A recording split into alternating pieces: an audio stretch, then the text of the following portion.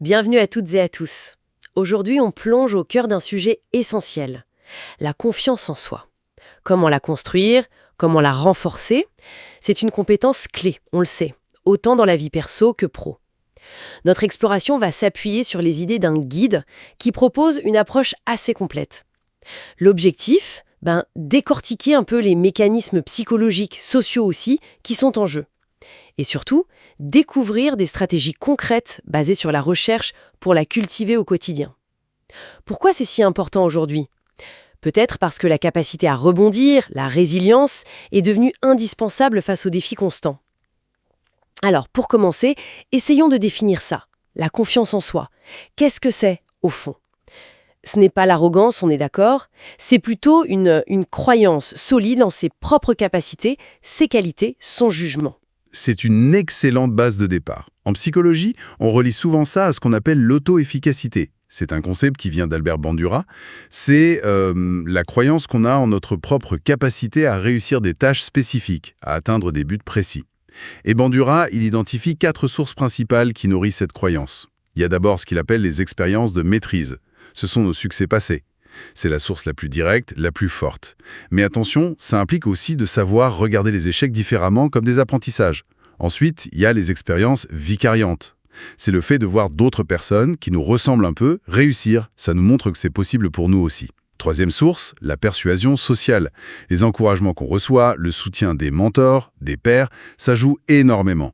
Et enfin, les états physiologiques et émotionnels. Apprendre à interpréter et gérer son stress, son anxiété, pour ne pas que ça sape notre perception de compétence.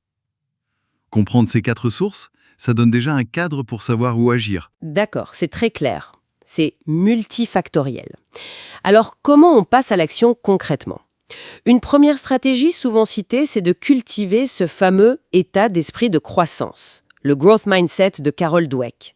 C'est cette idée que nos capacités, nos talents ne sont pas gravés dans le marbre, mais qu'on peut les développer par l'effort, la pratique, l'apprentissage. C'est crucial parce que ça change complètement la perspective face à un défi. Ce n'est plus un test de notre valeur figée, mais une occasion de grandir, en fait. Un conseil pratique, ce serait quoi ? Peut-être tenir un petit journal des leçons tirées après un échec, par exemple. Absolument. C'est une excellente façon de recadrer. Et la recherche le montre bien. Des études notamment menées à Stanford ont montré que les personnes qui adoptent cet état d'esprit de croissance persistent davantage quand ça devient difficile. Et cette persévérance, elle nourrit directement la confiance sur le long terme. C'est un cercle vertueux, vraiment. Un autre exemple concret, c'est de se fixer des objectifs progressifs, très progressifs. Pour prendre la parole en public, par exemple, on peut commencer devant son miroir, puis devant 1 ou 2 amis, puis un petit groupe. Chaque petit succès, même minime, vient renforcer ce sentiment d'auto-efficacité. Petit pas par petit pas. Ça rend l'objectif moins intimidant.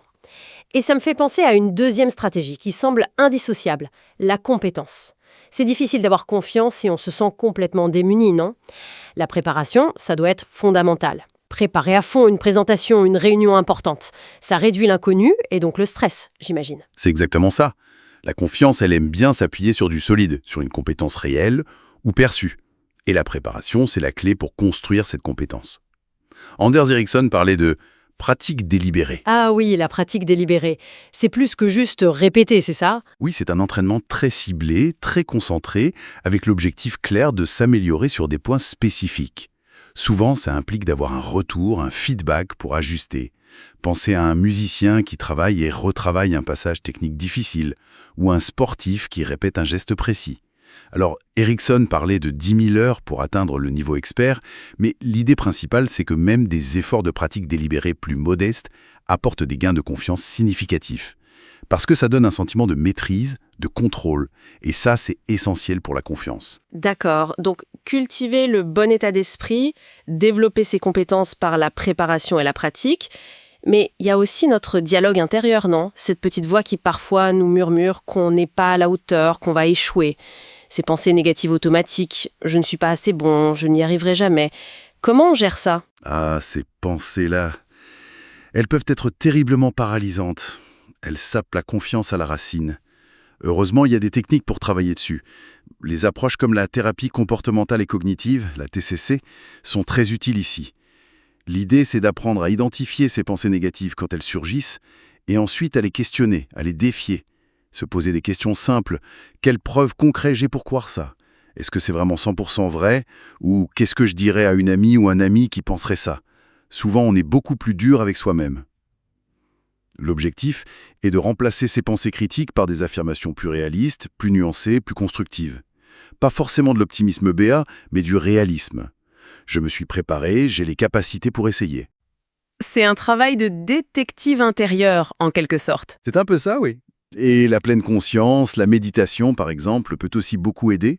Elle nous apprend à observer nos pensées sans forcément y croire, sans les laisser nous définir. On prend de la distance par rapport à ce critique intérieur. Une étude publiée dans Frontiers in Psychology en 2018 a montré qu'une pratique régulière de la pleine conscience augmentait l'estime de soi et réduisait l'anxiété. Et à noter, encore plus simple peut-être, la gratitude.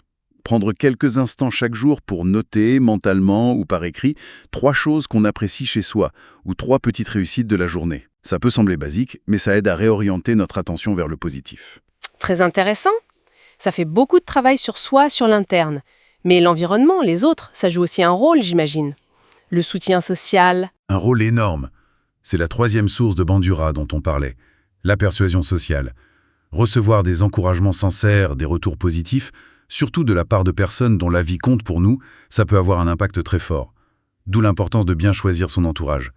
Rechercher activement des mentors, rejoindre des groupes, des communautés où règne la bienveillance et le soutien mutuel. Ça apporte de la validation, mais aussi du feedback constructif qui aide à progresser. Pensez à un jeune entrepreneur dans un incubateur, par exemple. Bandura notait d'ailleurs que cette persuasion est plus efficace quand elle vient de sources crédibles. Et à l'inverse, il est crucial d'apprendre à se protéger des relations toxiques, des personnes qui nous dévalorisent constamment. Ça peut plomber la confiance. Et un point intéressant aussi, aider les autres, faire du bénévolat, s'impliquer dans quelque chose qui a du sens pour nous. Ça renforce souvent notre propre estime. On se sent utile, capable. C'est un retour indirect mais puissant. C'est vrai qu'on n'y pense pas toujours. On a parlé de l'interne, de l'entourage, et le corps dans tout ça. Notre posture, notre façon de nous tenir, ça peut influencer notre ressenti. On entend parfois parler du power posing, cette idée popularisée par Amy Cuddy, se tenir droit, les épaules en arrière. Est-ce que ça marche vraiment? Alors, la théorie initiale du power posing a été un peu débattue scientifiquement sur certains de ses effets hormonaux. Mais le principe général reste pertinent. Notre corps et notre esprit sont interconnectés. Adopter une posture plus ouverte, plus affirmée, peut effectivement envoyer un signal de confiance à notre cerveau. Ça peut nous aider à nous sentir un peu plus ancrés, plus présents. Et ça influence aussi la manière dont les autres nous perçoivent. Une posture assurée, un contact visuel maintenu, une poignée de main ferme, tout ça communique quelque chose. Et la réaction des autres peut, en retour, renforcer notre propre sentiment de confiance. C'est une boucle de rétroaction. Une boucle corps, esprit, environnement, en quelque sorte. Exactement. Et ça inclut aussi la façon dont on se présente, y compris l'habillement. S'habiller d'une manière qui nous fait nous sentir compétents, professionnels, alignés avec la situation. Ça a un impact, pas seulement sur les autres, mais sur nous-mêmes. Une étude de 2015 a montré que porter des vêtements associés à la compétence, comme une blouse de médecin par exemple, pouvait améliorer l'attention et la performance sur certaines tâches. C'est l'idée d'enclosed cognition, l'interaction entre ce qu'on porte et nos processus psychologiques. C'est fascinant comme tout est lié. Il nous reste une dernière stratégie clé, et peut-être la plus difficile à mettre en œuvre. Oser passer à l'action, même quand on a peur. Brené Brown parle beaucoup d'embrasser la vulnérabilité, de ne pas attendre d'être parfait ou sans peur pour agir. C'est sans doute le moteur le plus puissant au final. L'action engendre la confiance, bien plus souvent que l'inverse. Trop souvent, on attend d'avoir confiance pour commencer quelque chose. Mais c'est en faisant, en essayant, en osant, même avec la peur au ventre, que la confiance se construit. Attendre le moment parfait, la certitude absolue, ça mène souvent à la procrastination, à l'immobilisme. L'approche « commencer petit, commencer maintenant » est redoutablement efficace. Lancer un projet pilote au lieu d'attendre le plan parfait. Partager un travail en cours pour avoir des retours, même si ce n'est pas fini. Postuler à ce poste, même si on craint le rejet. Le simple fait d'agir, de se mettre en mouvement, crée un élan. Et chaque petite action réussie, même imparfaitement, vient confirmer notre capacité à avancer. C'est l'action constante qui bâtit la confiance durable. La comparaison sociale, par exemple. Surtout avec les réseaux sociaux aujourd'hui. Oui, c'est un piège majeur. Voir constamment des versions idéalisées de la vie des autres peut sérieusement miner notre propre estime. L'antidote, c'est de se ramener consciemment à soi, se concentrer sur son propre chemin, ses propres progrès, ses forces uniques, pas sur une image souvent artificielle qu'on voit en ligne. Limiter son exposition à ces comparaisons constantes peut être salutaire. Un autre obstacle très fréquent, c'est le syndrome de l'imposteur. Ce sentiment persistant de ne pas mériter ses succès, d'être une fraude qui va bientôt être démasquée. Ah oui, beaucoup de gens en parlent. Comment on lutte contre ça? Plusieurs pistes. Déjà, en parler. Réaliser qu'on n'est pas seul à ressentir ça. Ensuite, documenter objectivement ses succès. Tenir un journal des réussites, même de petites choses, relire ça régulièrement. Et aussi, solliciter activement du feedback spécifique et constructif. Ça aide à internaliser ses compétences, à voir que nos succès ne sont pas dus qu'à la chance. Il faut apprendre à accepter les compliments aussi. Bon, si on essaye de résumer un peu tout ça. Pour renforcer sa confiance en soi, il y a plusieurs leviers importants. Adopter un état d'esprit de croissance, croire en sa capacité à apprendre et à progresser, développer ses compétences par la préparation, la pratique ciblée. Apprendre à gérer son discours intérieur, à recadrer les pensées négatives, s'entourer de soutien social positif et bienveillant, faire attention à son langage corporel, à sa présentation, et surtout, oser passer à l'action, accepter la vulnérabilité et apprendre de l'expérience. C'est un processus continu en fait, un voyage, pas une destination finale. C'est exactement ça. C'est un travail constant, un muscle qui se renforce avec la pratique. Et pour conclure, peut-être une petite question à laisser en suspens. En repensant à toutes ces stratégies, quelle serait la plus petite action, peut-être juste un tout petit pas en dehors de sa zone de confort, qu'on pourrait essayer de faire dès aujourd'hui ou demain pour commencer à nourrir cette confiance en soi ?